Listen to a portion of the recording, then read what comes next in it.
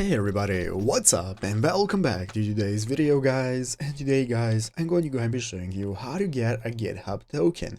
This is a very simple thing to do, so make sure to watch this quick and easy video till the very end and follow my steps correctly so you can make sure that this works the same for you and you can do this yourself. But yeah guys, let's get straight into it. So first things first, we're going to go ahead and be opening up the official GitHub website right here, github.com if you have not already. And after opening it up, you'll be greeted by this home page right here, which is the main page where we can get started logging in. So what you want to do before getting started with accessing your tokens and logging into your account. So in the upper right corner, you can go ahead and log in. If you do not already have an account, you can just go ahead and sign up for a new one, create a new account, and after logging in, you'll be greeted by this main page right here. And this is going to be your home page where now we can get started. So how can we get our own tokens for our repositories? It's very easy. We only need a couple of clicks, and what we're going to be looking for is right here in the upper right corner. In the upper right corner, we're going to click on our profile icon of our profile, and this is going to open up this new drop down menu with all the options we can access. And what we're looking for is the settings menu, so we want to click on settings right here.